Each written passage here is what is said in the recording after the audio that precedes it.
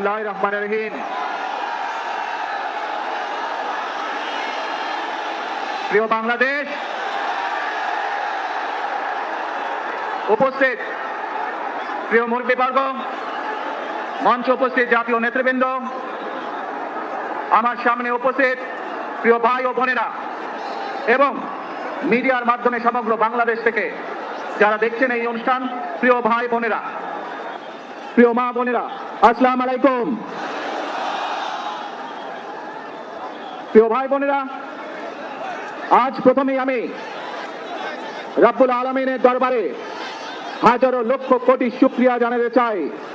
রব্বুল আলামিনের অশেষ রহমতে আজ আমি আমার প্রিয় মাতৃভূমিতে ফিরে আসতে পেরেছি আপনাদের দোয়ায়, আপনাদের মাঝে। প্রিয় ভাই বোনেরা,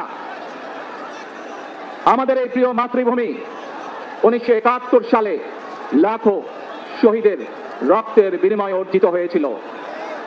ঠিক একইভাবে 75-এ আবার 7ই নভেম্বর আধিপত্যবাদীদের হাত থেকে রক্ষার জন্য সেদিন সিপাহী জনতার বিপ্লবের মাধ্যমে আধিপত্যবাদের হাত থেকে দেশকে রক্ষা করা হয়েছিল।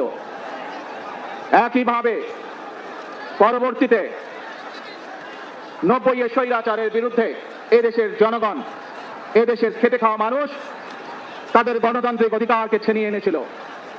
কিন্তু তারপরেও ষড়যন্ত্রকারীদের ষড়যন্ত্র থেমে থাকেনি।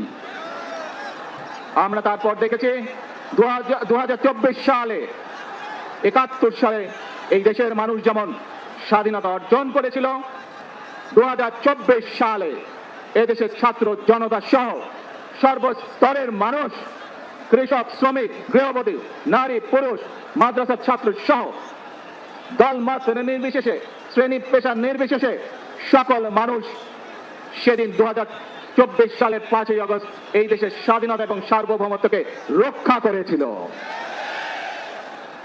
প্রিয় ভাই বোনেরা, আজ বাংলাদেশের মানুষ কথা বলার অধিকার ফিরে পেতে চায়, তারা তাদের গণতান্ত্রিক অধিকার ফিরে পেতে চায়। বাংলাদেশের মানুষ চায় তারা তাদের যোগ্যতা অনুযায়ী ন্যায্য অধিকার পাবে। প্রিয় ভাই বোনেরা, আজ আমাদের সময় এসেছে সকলে মিলে দেশ গড়ার। এই দেশে যেমন পাহাড়ের মানুষ আছে, এই দেশে একইভাবে সমতলের মানুষ আছে। এই দেশে মুসলমান, বৌদ্ধ, খ্রিস্টান, হিন্দু সহ বিভিন্ন ধর্মের মানুষ বসবাস করে।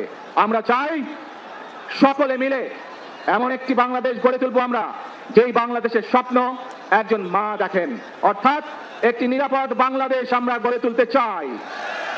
যে বাংলাদেশে একজন নারী, একজন পুরুষ, একজন শিশু যেই হোক না কেন নিরাপদে ঘর থেকে বের হলে নিরাপদে ইনশাআল্লাহ ঘরে আবার ফিরে আসতে পারে। প্রিয় ভাই বোনেরা,